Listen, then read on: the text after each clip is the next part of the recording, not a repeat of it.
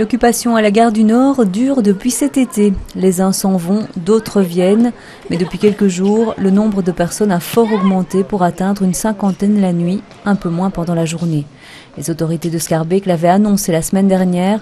Un arrêté de la bourgmestre a été placardé. Les lieux doivent être évacués, sinon la commune s'en chargera elle-même. La gare du Nord n'est en aucun cas un lieu qui permette à des personnes de rester des jours et des semaines. Il n'y a aucun accès à des sanitaires, donc je ne vois pas de vous décrire la situation de salubrité. La gare du Nord est un lieu public qui est fréquenté par de très nombreuses personnes. Ce sont des milliers de personnes qui utilisent la gare du Nord chaque jour. Nous ne pouvons pas laisser une situation d'hygiène aussi déplorable perdurer.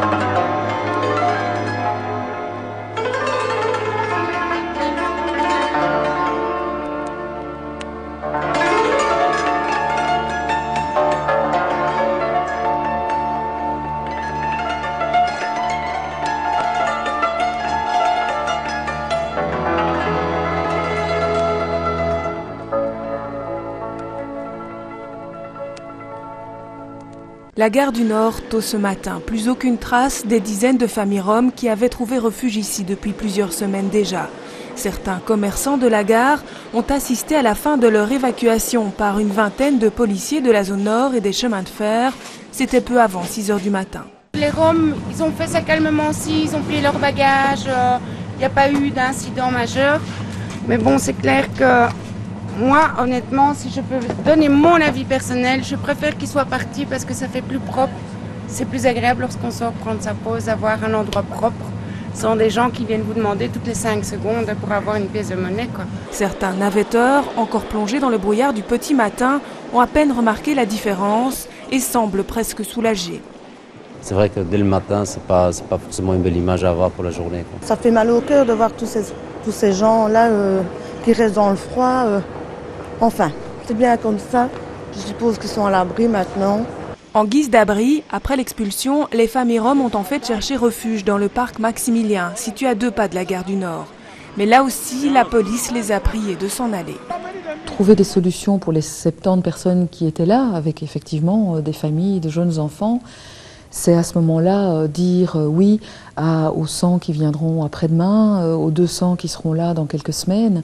C'est là, malheureusement là tout le problème, des situations individuelles humaines très difficiles maintenant, mais qui seront encore plus intenables si on ne dit pas clairement à un moment donné, il n'y a pas de solution miracle en Belgique.